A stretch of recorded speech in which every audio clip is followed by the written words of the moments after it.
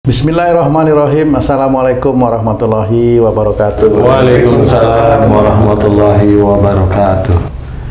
Para pemirsa dan sahabat beriman dimanapun berada, alhamdulillah kita berjumpa lagi di Ustadz Danu Official Channel.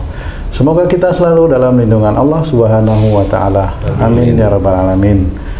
Di video kali ini seperti biasa kita akan ngaji lagi bersama guru kita semua, Pak Ustadz Danu. Assalamualaikum Pak Ustadz. Waalaikumsalam warahmatullahi. Amin. Saya juga ditemani oleh saudara-saudara saya, Bang J. Assalamualaikum Bang J. Waalaikumsalam Pak Tung. Amin. Assalamualaikum Mas Eko. Waalaikumsalam warahmatullahi wabarakatuh. Amin. Amin. Sehat ya Mas? Alhamdulillah. Jarang-jarang ya. Nah, para pemirsa dan sahabat beriman dimanapun berada, tema kali ini tentang bagaimana kita mensyukuri satu nikmat. Sebagai contoh begini Pak Ustadz, kadang-kadang saya itu juga kan banyak ngeluhnya itu Pak Ustadz ya, banyak ngeluhnya, keinginan itu mau berbaikan misalnya sama istri, kan seperti itu Pak Ustadz, seperti itu. Cuman kok tanggapan istri beda, akhirnya saya ini kok gini, kok gitu. Selalu mengeluh gitu loh. Padahal Saat ini apa dari awal?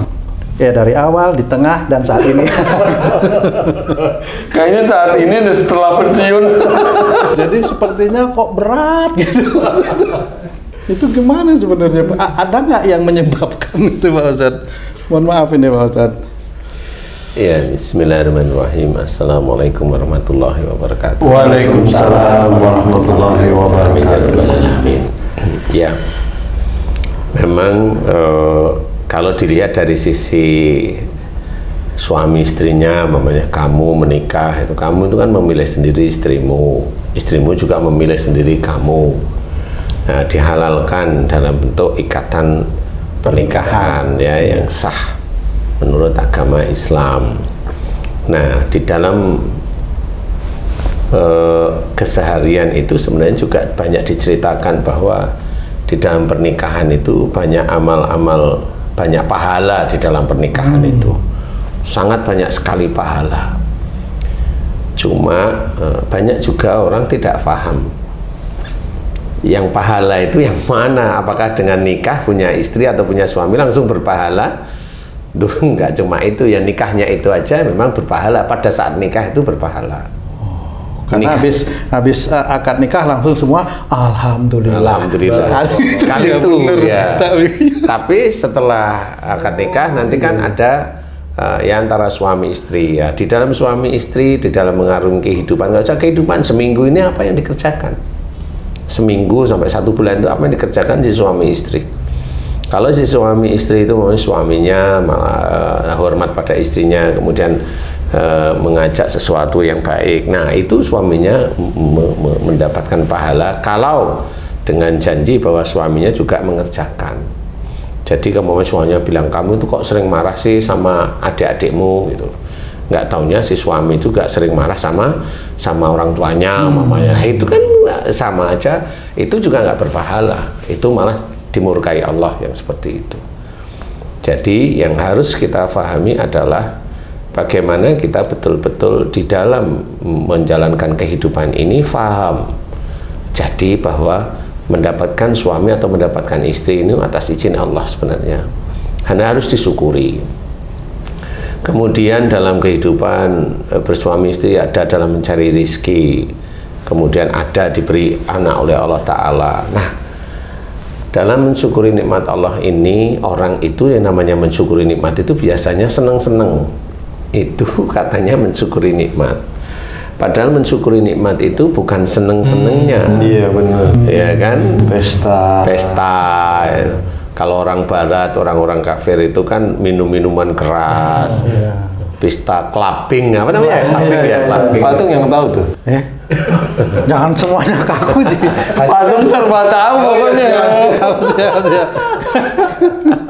Mensyukuri nikmat itu tidak seperti itu. Mensyukuri nikmat itu faham bahwa Allah itu yang banyak memberikan nikmat kepada kita. Contoh, mamanya kita ditetapkan tubuh kita seperti ini, kita bisa berbicara, kita bisa berpikir, kita bisa mendengar, kita bisa melakukan aktivitas dengan tangan maupun kaki. Nah, mensyukuri nikmat itu apa? Itu kan nikmat dari karunia.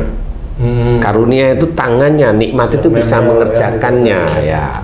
Jadi kalau seorang dosen mamanya, dia itu karunianya ya tangan, kaki, mulut, telinga, otaknya. Dosen mamanya ya. Kemudian karunianya itu, kemudian mensyukuri nikmat, dia bisa menggunakan itu dan akhirnya dapat gaji. Nah, ini bukan gajinya disyukuri, tapi nikmat yang diberikan dari karunia itu juga harus disyukuri. Jarang. Nah, disinilah yang jarang. Makanya banyak sekali istilahnya orang-orang Islam atau manusia itu dikatakan jarang sekali bersyukur kepada Allah, itu seperti itu. Karena nggak ngerti yang mau disyukuri. Syukur itu kalau dapat. Kan kalau dapat harta lah, hadiah lah, atau permintaan. Malah seorang muslim kok minta, kan lucu ya. Jadi ada seorang muslim saudaranya berangkat haji, nanti oleh-olehnya ya, nah itu malu itu namanya. Itu minta namanya. Itu jangan Nitip atau pakai uangnya sekalian kasih gitu. Nah, itu malah bagus. Tapi ya Minta doa juga jangan, Ustaz. Minta doa. bukan jangan, kalau doanya baik sih boleh-boleh aja. Jadi mohon didoakan ya agar aku bisa berangkat haji, boleh. Itu boleh ya. Itu Mas. Tapi doain ya agar utang saya lunas. Ya itu boleh, tetapi harus hati-hati. Karena nanti kalau mamanya didoain lunas bener, utang lagi kan gitu ya. Namanya manusia kan gitu. Jadi mensyukuri nikmat Allah Ta'ala itu yang sehari-hari aja kita lakukan apa seperti itu. Jadi kita mengerjakan sesuatu, bisa menggerakkan tangan. Kalau kamu tuh bikin Indomie, bisa kamu makan nikmat Indomie, kamu kan nggak pernah bersyukur dengan tanganmu itu bisa bikin Indomie yang menurutmu enak. Terlalu banyak kalau di penjelasan Pak Ustadz itu ya, kita mensyukuri yang ada di tubuh ini aja kayaknya udah kehabisan waktu. Ini menurut pikiran saya gitu Pak. Belum mensyukuri mie-nya, belum. Iya. Bagaimana itu caranya itu Pak Ustadz itu? Makanya di situ itu yang namanya orang bersyukur itu setiap saat. Sama seperti sebenarnya kalau orang bersyukur itu kepada Allah Ta'ala setiap saat itu dikatakan zikrullah sebenarnya. Ingat kepada Allah Ta'ala dengan cara mensyukuri dari nikmat atau mensyukuri dari karunia, nikmat yang didapat dari karunia. Kan seperti itu. Dan itu memang nggak perlu kita gerutui atau kita wah berarti banyak. Ya iya. Ya memang seperti itu. Maaf Pak Ustadz, apakah mensyukuri nikmat itu cukup dengan kata-kata alhamdulillah gitu Pak Ustadz? Sebenarnya mensyukuri nikmat itu sebenarnya kuncinya itu tidak di hamdalah saja. Kuncinya itu la ilaha illallah, tidak ada Tuhan selain Allah. Siapa yang bisa menyempurnakan tangan kita itu? Tidak ada kecuali Allah. Siapa yang memberikan rezeki? Nggak ada kecuali Allah. Momennya kamu boleh, oh saya dapat rezeki dari PT yang dulu saya bekerja. Emang PT itu siapa yang bikin manusia? Emang manusia siapa yang nyiptain bapak ibunya? Yang nyiptain bapak ibunya siapa? Kakek neneknya. Urut aja tak tunggu sampai kiamat. Kan tetap intinya Allah. Kembali ke Allah Pak Ustadz ya. Seperti itu. Kenapa harus ayel-ayelan seperti itu? Berarti kamu itu mendapatkan rezeki dari mana? Ya dari Allah. Kamu bekerja di situ, yang kamu kerjain apa? Dari mulai berangkat, bangun tidur, berangkat, bangun tidur, kamu bisa mandi atau kamu sholat, kemudian berangkat kerja. Di kerja kamu gunain tangan, kaki, mulut, otak kamu. Itu digunain. Itu kan harus disyukuri. Kemudian dalam bekerja, kerja yang halal. Oh, saya kerjaan halal, yang mana yang halal kan gitu. Yang mana dulu nih yang halal kan gitu. Dalam ini kan ya sama, mensyukuri nikmat itu juga dalam kalau orangnya paham. Kalau orangnya nggak paham itu alhamdulillah itu sudah cukup, padahal nggak menyentuh Allahnya. Berarti itu sama. Iya seperti itu. Jadi pada saat kita itu hanya bersumpah iyyaka na'budu wa iyyaka nasta'in, itu harus paham bahwa hanya kepada Allah aku menyembah dan hanya kepada Allah aku meminta pertolongan. Itu jelas ada Allahnya, dan dan jarang sekali orang memahami. Nah, kita belajar mensyukuri nikmat itu seperti itu. Jangan sampai nanti la in syakartum la azidanakum wa la in kafartum inna azabil asadid. Dua kalimat di dalam satu ayat ini harus hati-hati. Jika diberi nikmat, bersyukurlah kepada Allah agar ditambah nikmat. Diberi nikmat bentuknya karunia, nggak pernah disyukuri. Nggak pernah disyukuri, dikasih nikmat berupa harta. Harta tidak pernah disyukuri dengan membagikan kepada saudara-saudaranya yang kekurangan, jarang.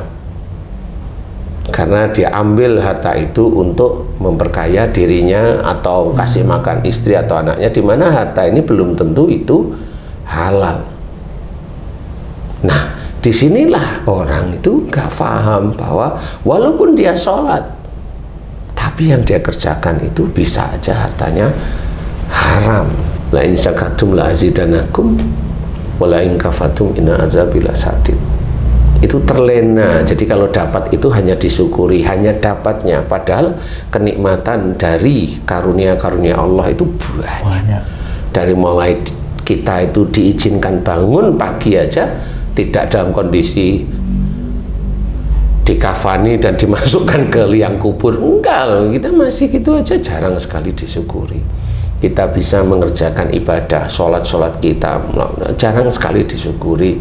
Kemudian kita bisa melakukan sehari-hari, jarang sekali disyukuri. Nah, ini masuk ke link yang berikutnya.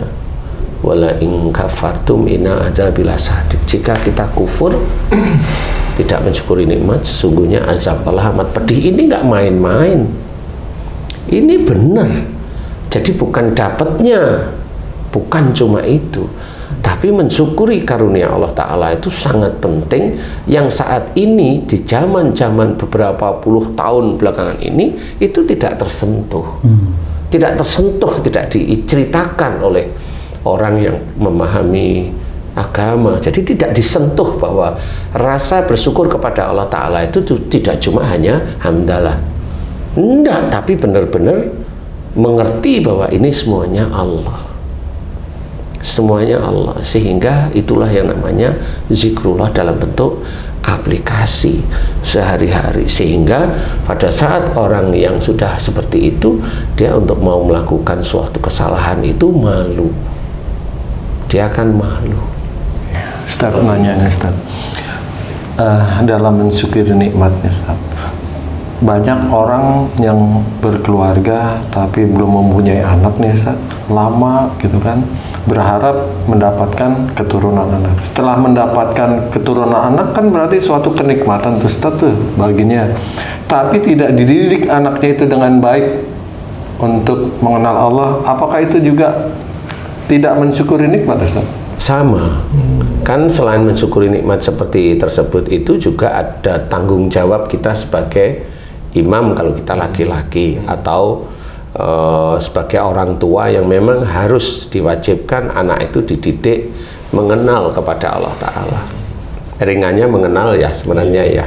Kalau mamanya dia harus hafal Quran kan enggak juga, ya mengenal lah kepada Allah Ta'ala. Nah, di titik itu nanti ada tanggung jawab. Jadi di luar itu mensyukuri nikmat, ada tanggung jawab, yaitu mendidik.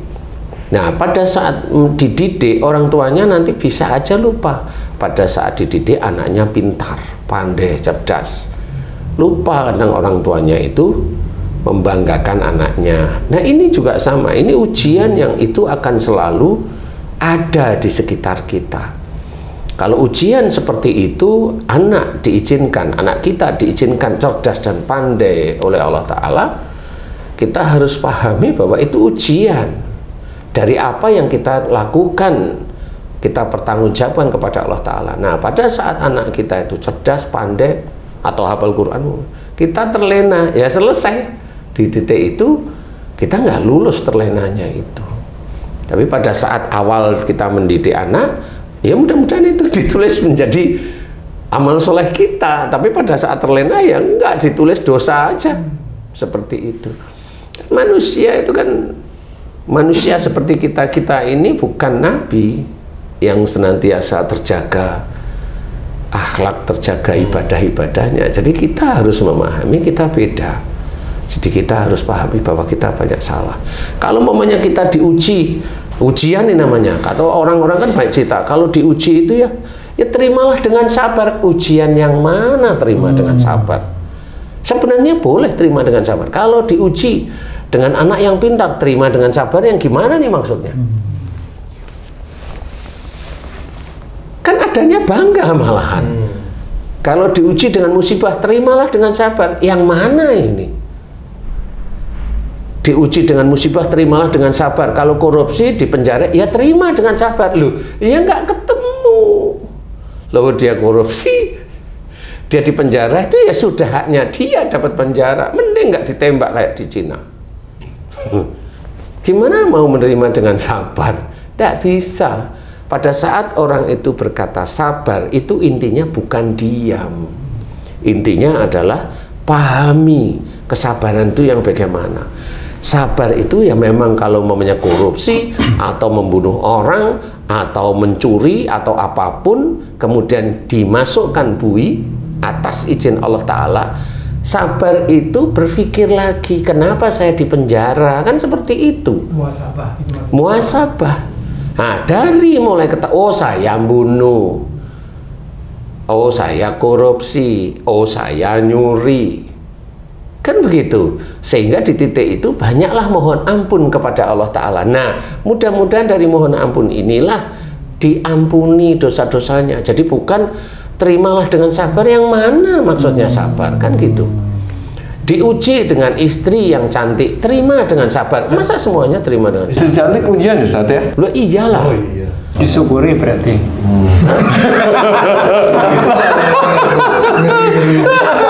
Nanti kalau disyukuri, Allah tambah nikmat, jadi nikmat. Iya. Nah itu ujian. Nah, menyambung yang itu tadi Ustaz. Ini kan kayak tadi dicontohin oleh Ustaz itu, yang di kantor itu mungkin uangnya dapat dari efisiensi.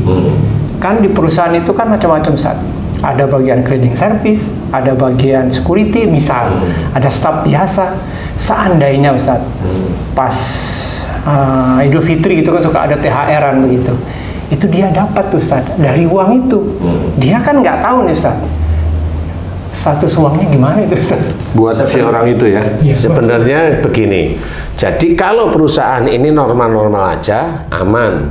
Kalau perusahaan ini itu tidak normal, yang memang hobinya nyuri seperti itu, ya hobinya nyuri, kemudian nyuri ini dibagikan. Ini sebenarnya membagiin sendiri tuh tahu kalau uang itu nyuri. Yang dapat itu? Iya, yang dapat itu. Nah, bagi yang memang dia tidak pernah bisa berpikir seperti itu, aman. Tapi kayak bisa berpikir yang ngitung nyuri itu loh, yang dihitung itu loh nyuri. Ini efisien siapa? Ini dapatnya insya Allah. Sudah nyuri pakai insya Allah, nanti kita bisa lebih sekitar 5 maksimum 10% Pak. Tolong dipegang terus ya Dik. Siapa? Loh, insya Allah amanah saya kerjakan. Lah amanah nyuri pakai insya Allah lagi. Jadi masih membawa-bawa Allahnya. Tidak boleh seperti itu. Tapi kebiasaan pasti seperti itu. Karena dianya yang ngomong begitu sholat. Jadi dia lupa bahwa dia itu nyuri sebenarnya. Bukan lupa, dia itu tahu tapi pura-pura nggak tahu. Bener nggak sih, Nam? Bener. Lah kan begitu. Kok patung tahu bener gimana sih? Nggak usah dilanjut aja. Bahkan ada yang kalau serius bilang insya Allah, oh jangan bilang insya Allah. Bener jangan-jangan. Karena dia tahu itu nyuri masalahnya. Tapi tetap disuruh ngerjain gitu. Nah, iya. Nah itulah namanya pemimpin yang zalim ya begitu. Astagfirullah. Makanya orang-orang seperti itu dia inginnya itu di atas terus. Karena dia dapat uang terus dari anak buahnya. Anak buahnya dari yaitu dari ambil sana-sana, yang diambil dari negara itu ya dari pajak-pajak kita itu sebenarnya. Jadi itu termasuk orang yang tidak disukai oleh Allah Ta'ala nanti di akhirat, insya Allah seperti itu. Nah, kita harus pahami seperti tadi, kalau dia tidak tahu aman. Tapi kalau yang bagi yang tahu kayak Tung dan sebagainya, itu tahu wong dia yang utak-utik kan tahu persis. Coba diurunut itu, breakdownmu itu loh dirunut. Kan ketemu, itu dari mana? Kan tahu, bisa jawab sendiri. Nggak boleh ya, emang nggak boleh. Tapi kenapa bos-bos saya seperti itu? Memang kerjaannya seperti itu. Orang yang mempertahankan uang bukan miliknya dipertahankan sampai mati, orang itu mempertahankan jangan sampai saya besok itu keluar dari neraka. Astagfirullah. Itu kan gitu sebenarnya. Coba benar nggak sih? Kan takut miskin, itu kan berarti niat bahwa kalau bisa besok itu di akhirat saya jangan keluar dari neraka. Karena mempertahankan dosanya. Kan gitu. Betul sih ya? Kayak tadi umumnya, terus saya bilang kan itu, temennya masuk penjara nih. Ini di KPK. Dia kan langsung ada nyari yang yatim piatu suruh doain agar dilindungi oleh Allah Ta'ala. Ya gitu. Dan dia selamat. Setelah selamat, oh alhamdulillah selamat. Padahal itu nyuri loh. Jadi kan itu uang nyuri dia, nggak dikembaliin. Berarti dia itu besok itu di akhir itu sama kalau doanya itu diganti bukan alhamdulillah. Mudah-mudahan saya itu besok di akhirat tidak keluar dari neraka loh, kan gitu sebenarnya. Berharap ada lagi yang berusaha untuk nggak keluar dari neraka. Kan begitu sebenarnya. Ngeri. Jadi orang yang korupsi dan berdoa agar dia tidak kepegang sama KPK atau apa, itu dia itu berdoa agar dia tidak keluar dari neraka.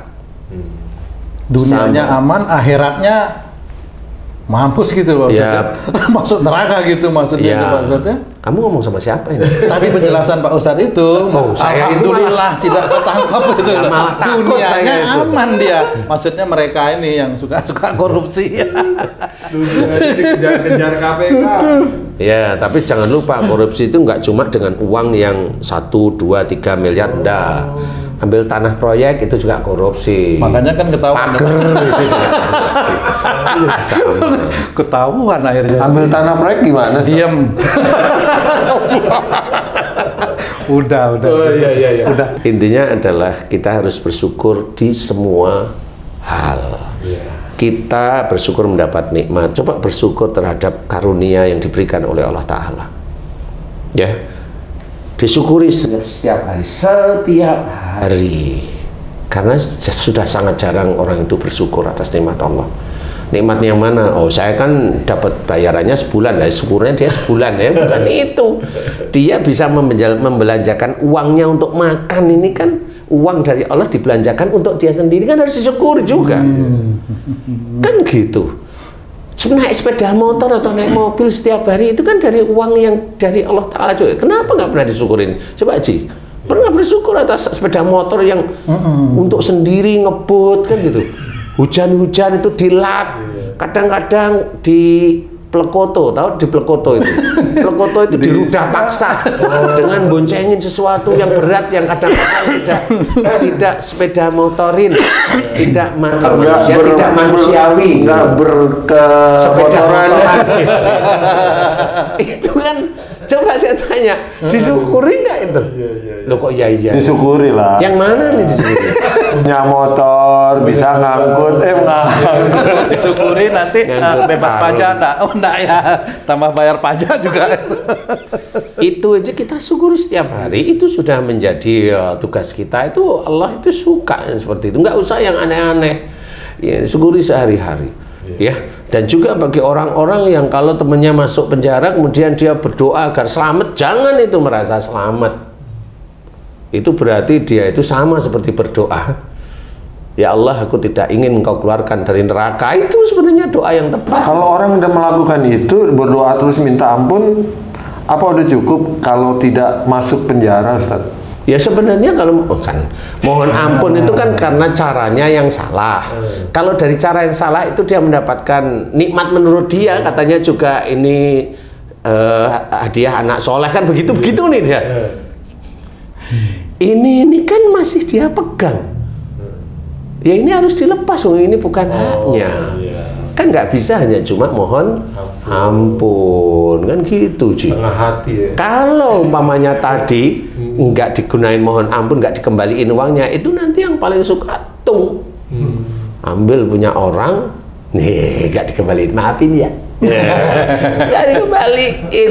Orangnya lupa. Pak Ustadz, kalau tadi kan mensyukuri itu kan alhamdulillah dikasih motor. Ini kalau motor nih contohnya Pak Ustadz. Terus aplikasi dalam keseharian itu apakah naik motor nggak boleh ngawur?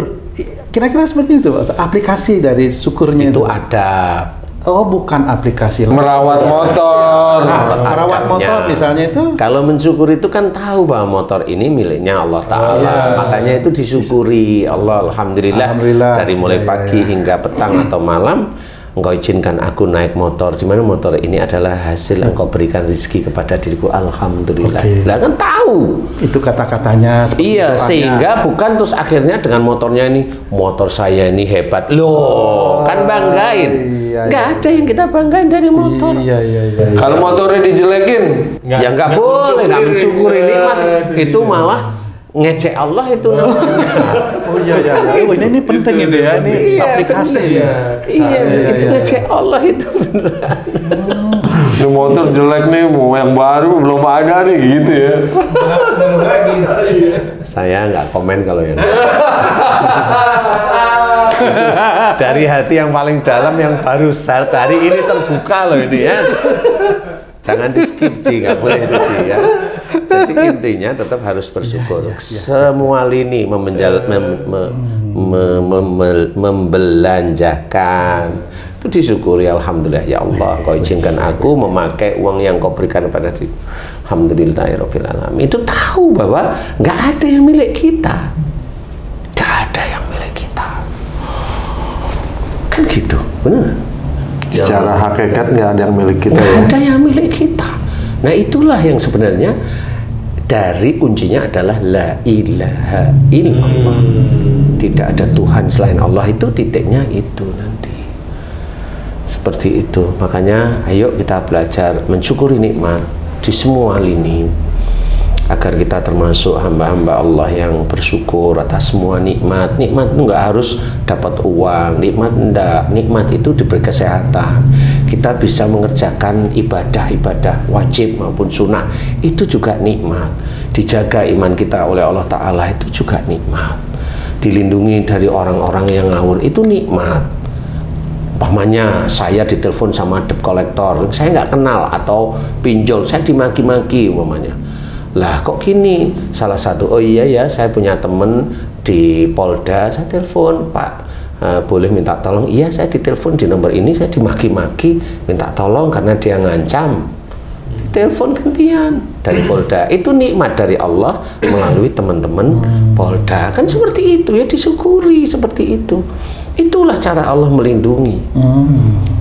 Cara Allah melindungi sehingga hati kita lebih tenang lagi, nggak dikejar-kejar sama pinjol, padahal pinjam juga kagak ya. Salah berteman kali. Iya loh. Oh ada begitu Ustaz? Ada begitu? Oh iya ada. Nah, kalau dibilang sering enggak, tapi ya beberapa kali begitu. Ini orang gimana? Saya nggak pinjam ya. Itu temannya anu lah. Ini ngomong nggak ada sopan-sopannya. Sudahlah, saya laporkan ke teman-teman polisi, minta tolonglah ini. Nah, disyukuri semuanya ini atas izin Allah yang terjadi. Enak atau tidak enak itu Allah mengizinkan. Jadi kalau enak ya jangan berbangga dengan nikmat, karena nikmat itu dari Allah. Kalaupun kita rasakan tidak enak, ya jangan juga kita itu mengeluh dengan tidak enak, karena bisa aja yang tidak enak itu dari dosa-dosa kita. Kalau ada teman-teman, nah ini teman-teman yang masuk penjara, ya jangan ngeluh masuk penjara. Dan juga jangan gerutu lah, itu malah lebih banyak kok belum. Nah, karena datanya di sana belum dapat. Kan gitu aja. Nah, di sini jangan ngeluh ya, ampun kan gitu ya. Nah, harus difahami. Bersyukur itu sangatlah penting. Karena kita mencoba menghindar dari siksa pedih Allah Ta'ala. Kita menghindar, jangan sampai kita kufur. Jangan sampai. Bagaimanapun juga ada kelemahan kita, iya, tapi kalau senantiasa kita bersyukur, kita mohon ampun, ya mudah-mudahan kita diterima ampunan kita dan rasa syukur kita. Rasa syukur itu tidak di mulut, dalam hati memahami bahwa semua ini milik Allah. Sehingga pada saat ada orang bertanya itu gimana cara punya rumah, bagaimana cara punya mobil seperti ini, dia nggak ada ekspresi untuk bercerita apa adanya. Dia menceritakan itu, menceritakan agar yang mendengar ceritanya itu malah kembali ke jalan Allah, menguatkan akidah, menguatkan tauhid. Nggak ada yang mau pamer, ini mobil harganya sekian M, nggak mau ada pamer, ini rumah harganya sekian M, nggak ada. Seperti itu. Itu mudah-mudahan inilah yang dikatakan banyak orang itu zuhud istilahnya. Mudah-mudahan ini bisa manfaat bagi kita semua. Amin. Wallahu a'lam. Terima kasih banyak Pak Ustadz penjelasannya. Alhamdulillah. Para pemirsa dan sahabat beriman dimanapun berada, alhamdulillah demikian tadi penjelasan dari guru kita Pak Ustadz Danu. Mudah-mudahan kita bisa pahami semua, termasuk diri kami yang ada di sini, bisa kita aplikasikan dalam kehidupan kita untuk meningkatkan keimanan dan ketakwaan kita kepada Allah Subhanahu wa Ta'ala. Saya Tung pamit diri, sampai jumpa di video kami yang lain. Wassalamualaikum warahmatullahi wabarakatuh. Waalaikumsalam warahmatullahi wabarakatuh. Alhamdulillah.